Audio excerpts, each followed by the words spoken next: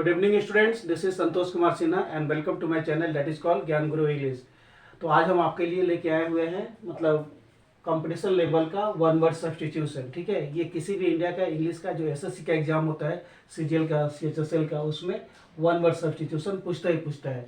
तो इसके पहले हमारा जो था वो था आपका टेंस से रिलेटेड था, और आज हम कॉम्पिटिटिव लेवल का बेसिकली लेकर के आए। वैसे भी वन वर्ड सब्स्टिट्यूशन किसी भी स्टूडेंट्स को जानना ही चाहिए। अगर आपको वर्ड्स पर कमांड है तो नो डाउट आपका इंग्लिश बहुत अच्छा हो जाएगा।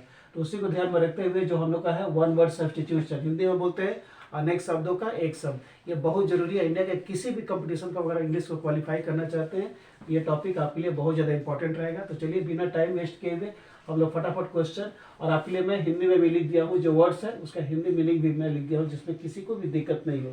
तो चलिए पहला क्वेश्चन आज का हम लोग का है the study of oceans and their phenomena. क्या बोलता है? The study of oceans and their phenomena, मतलब समुद्र का जो अध्ययन है और उसका जो क्रिया है उसे हम लोग क्या बोलते हैं? समुद्र विज्ञान। इंग्लिश में बोलते हैं ओशनोग्राफी। एक बार और देखते हैं, the study of oceans and their phenomena is called oceanography, यानी कि हिंदी में बोलते हैं समुद्र विज्ञान। सेकेंड में बोलता है the study of law and order. Law and order, नियम कानून का जो स्टडी होता है उसे हम लोग क्या बोलते हैं? नोमोलॉजी, और हिंदी में विधि विज्ञान। ठीक है, ये भी क्वेश्चन अक्सर आपको एसएससी में इंग्लिश में दे देता है। थर्ड में बोलता है something that can not be satisfied is called insatiable, मतलब जिसको हम मतलब एक ऐसा चीज जब हमको सेटिस्फाइड नहीं कर सकता है, दैट इज कॉल्ड इनसैटिएबल, मतलब सेटिस्फाइड नहीं है। फोर्थ में बोलता है to escape from hard realities is called, मतलब जिंदगी का जो हार्ड रियलिटीज है उससे भाग जाने को प्रोसेस को बोलते हैं एस्केपिज्म, हिंदी में बोलते हैं पलायनवाद। मतलब जिंदगी का जो रियलिटी है, हार्ड रियलिटीज है, उससे अगर कोई मुकरता है यानी कि भाग जाता है, that is called in English escapism and Hindi it is called पलायनवाद।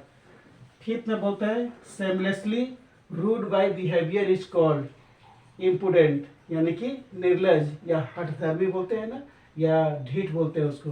क्या बोलते हैं? सेमलेसली रूड बाय बिहेवियर, मतलब एक ऐसा आदमी जो एकदम बिल्कुल बिहेवियर से रूड है, उसको क्या बोलते हैं इंग्लिश में? इम्प्यूडेंट, और हिंदी में निर्लज। सिक्स में बोलता है क्या? Something that can be rooted out is called, एक ऐसा चीज जिसको आप एकदम रूट से मतलब जड़ से उसको उखाड़ फेंकते हैं, that is called eradicable. Eradicable बोलते हैं ना, ERADICABLE, जिसको उखाड़ फेंकते हैं हम लोग, इरेडिकेटेड। तो ये हम लोग का था मतलब वन वर्ड सब्स्टिट्यूशन से, मतलब जस्ट हम इसको स्टार्ट किए हैं। आपके लिए हिंदी और इंग्लिश दोनों ही है, जिसमें आपको या किसी भी स्टूडेंट्स को दिक्कत नहीं हो। तो फिर अगले दिन हम फिर इसी को और आगे कंटिन्यू करेंगे, मतलब आपको 200 वर्ड्स हम सप्लाई करेंगे, जिससे आपको इंडिया के कोई भी एग्जाम्स आपके लिए आसान हो जाएगा।